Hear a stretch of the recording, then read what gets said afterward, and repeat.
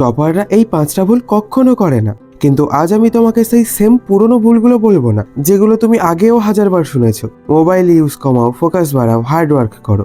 বরং আজ আমি তোমাকে এমন 5টা হিডেন মিস্টেক বলবো যেগুলো বেশিরভাগ স্টুডেন্ট বুঝতেই পারে না, আর এই ভুলগুলোই সাইলেন্টলি তোমার প্রোগ্রেস নষ্ট করে দেয়। তুমি হয়তো অনেক চেষ্টা করছো, কিন্তু ভিতরে ভিতরে কিছু ভুল তোমাকে টেনে নিচ্ছে। বুঝতে পারলে না? তো চলো একদম ভালোভাবে বুঝি। প্রথম ভুল, পারফেক্ট মোমেন্টের জন্য অপেক্ষা করা। তুমি হয়তো ভাবো আজকে মুড ভালো না, কাল থেকে শুরু করব, আগামী মাস থেকে সিরিয়াস হব, এক্সামের আগে পুরো ফোকাস দেব। এই ওয়েটিং গেমটাই তোমার সবচেয়ে বড় ট্র্যাপ। কারণ পারফেক্ট টাইম বলে কিচ্ছু নেই। তুমি যত অপেক্ষা করবে তত ডিলে হবে, আর ডিলে যত বাড়বে তত গিল্ট বাড়বে। শেষে তুমি কমপ্লিটলি আটকে যাবে। কিন্তু টপাররা কখনো পারফেক্ট মোমেন্ট খোঁজে না, তারা ইমপারফেক্ট মোমেন্টেই শুরু করে। কারণ তারা জানে অ্যাকশন ক্ল্যারিটি আনে, ওয়েটিং কনফিউশন বাড়ায়। দ্বিতীয় ভুল, অন্যদের সাথে নিজেকে কম্পেয়ার করা। তুমি হয়তো দেখো ও এত পড়ছে, ওর মার্কস এত ভালো, আমি কিছুই পারি না। এই কম্প্যারিজনটা তোমাকে মোটিভেট করে না, বরং মেন্টালি উইক করে দেয়। তুমি নিজের প্রোগ্রেস দেখার বদলে অন্যের রেজাল্ট দেখো, ফলে তোমার মাইন্ডে একটা প্রেশার তৈরি হয়, আমাকে ওর মতো হতে হবে। আর এই প্রেশারটাই তোমাকে স্লো করে দেয়। টপাররা কম্প্যারিজন করে না, তারা শুধু নিজের সাথে প্রতিযোগিতা করে। কারণ তারা জানে গ্রোথ পার্সোনাল, কম্পিটিশন ইন্টারনাল। অর্থাৎ অন্যের সাথে নয়, বরং নিজের উন্নতির জন্য নিজের সাথেই লড়াই করো। তৃতীয় ভুল, একসাথে অনেক কিছু চেঞ্জ করার চেষ্টা। তুমি একদিন ডিসাইড করো আজ থেকে আমি 6 ঘন্টা পড়বো, আজ থেকে মোবাইল ইউজ বন্ধ, আজ থেকে ফুল ডিসিপ্লিন।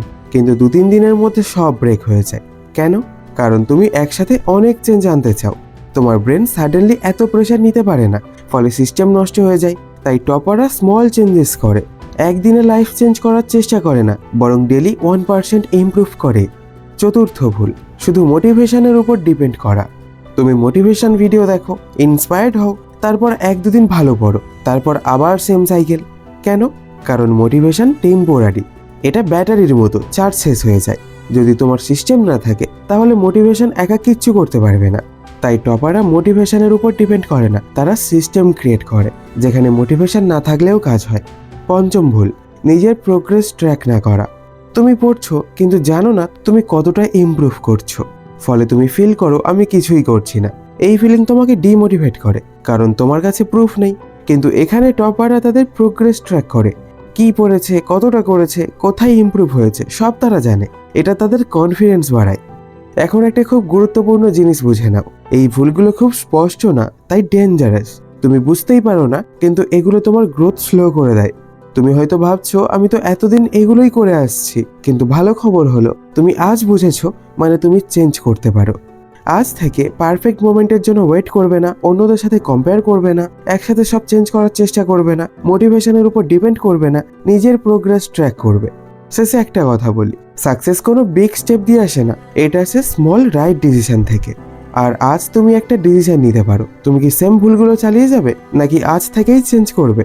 মনে রাখবে, টপার আর অ্যাভারেজ স্টুডেন্টের ডিফারেন্স ট্যালেন্ট না, ডিফারেন্স হলো কে নিজের ভুলগুলো চিনতে পারে আর কে পারে না।